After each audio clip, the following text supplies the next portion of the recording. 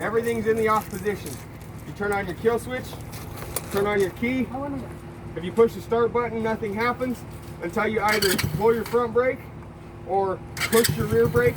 It'll fire right up.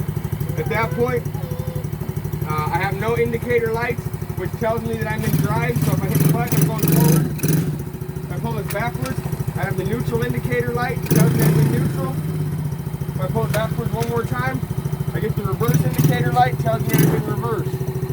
Up here, you've got your headlights, that's off, that's standard, and that's bright for your headlights. You have a brake light and a tail light out back as well. And then if there's a kid or somebody younger or smaller on it, and they're riding it, they're not listening, paying attention, doing what they're told, or don't see an obstacle, you can hit that button. And once you hit that lock button, it's going to shut the ATV off.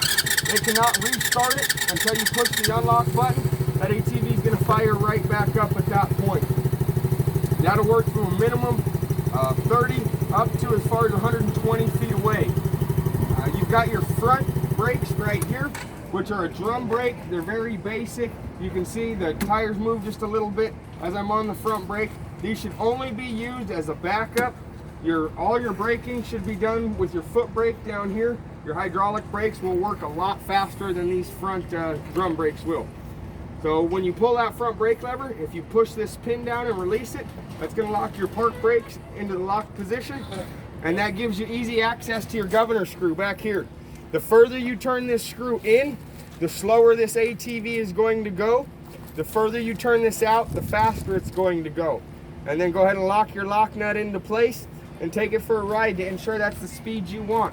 When you're out riding this, it should not shake excessively. It should not be uncomfortable to ride. If it is, you've got that governor too far out, go ahead and turn that screw back in clockwise a couple of turns to the point that even if you operate it at wide open throttle, it's not vibrating too hard.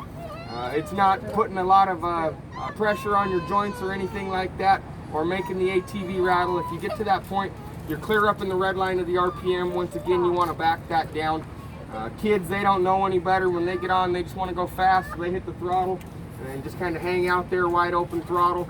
If you don't have it governed down, that can be catastrophic for your engine. It'd be like getting on the freeway and just hanging out in the HOV lane with it floored. That's not a good thing. On your brakes here, they're like bicycle brakes. They're very basic. You've got a couple adjustments right here as well as over here. And by turning either set of these counterclockwise like this, and then locking that lock nut into place, you're going to put just a little more tension on those brakes.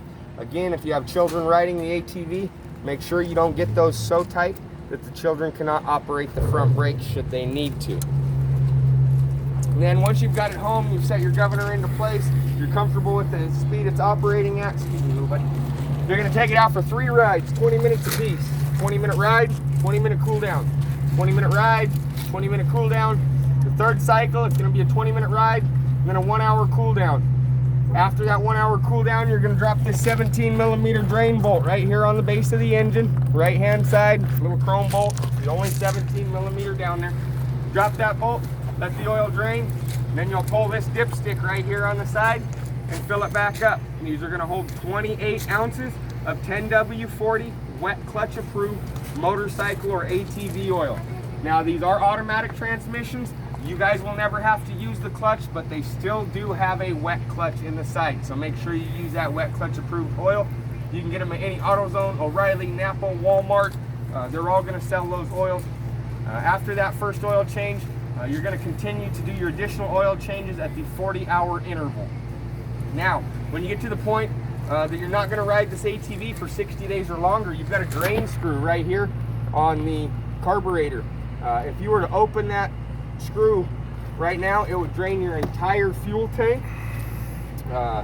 We recommend doing that after 60 days, and then once that tank is drained, you would just tighten this screw. It would drain out of this hose right here.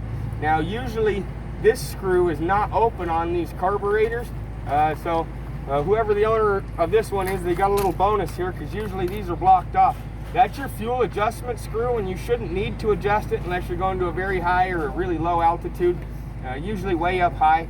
But this is your idle screw, and if you get to the point that you need to increase or decrease the engine idle speed, you just turn that screw clockwise about 1/8 of a turn. Moving on over here to this side. If it's only going to be 21 to 60 days that you're not going to ride this ATV, you want to turn the fuel into the off position right here. Then you open that same screw. It's going to drain the fuel only in the bowl of the carburetor this time. It will not drain the whole tank as long as this is off. It will only drain the carburetor. You want to do that after 3 weeks. And then if it's been 2 months or longer that fuel sat, turn this on, open that, let it drain the fuel. And if it hasn't been 2 months, it's only been, 30, 40 days, turn it to the on position, fire the bike up, it's ready to go, no problem. If you get to the point that it's sat a couple times for long periods of time, your carb's dirty, your filter's dirty, or it's extremely cold outside, you may need to flip the choke up. This little brass lever, flip that up into the on position, fire the ATV up, let it warm up 30 to 60 seconds or until the ATV shuts off. At that point, you can flip that choke down and it should be ready to go. If it's still running, you can take off. If not, flip the choke down, fire it up, and you should be good to roll. Again, at that 21-day interval, once you drain that carburetor, you're going to want to charge your battery. These are going to come with their own battery maintainer. Right over here, you'll want to hook them up red to positive, black to negative. Hook them up 4 to 24 hours and just let it set. If you happen to forget and leave it on, a couple days, a week, it's not going to hurt anything. And then you've got a spare fuse block, or fuse block right here, inline fuse block. You have a couple spare fuses for this fuse block in your tidal bag there. So should you happen to be out riding, get any of the electrical wet, washing it, something like that, and you were to experience any electrical issues, you always check that first, and then your battery.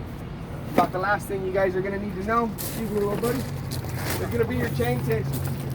Now, the bigger ones will have spring-loaded chain tensioners, the littler ones will not, but either which way, if you come over and check your chain, right now they're going to be extremely tight. Now, these are brand new. The chains are going to stretch over time, about 3/8 of an inch in their lifetime.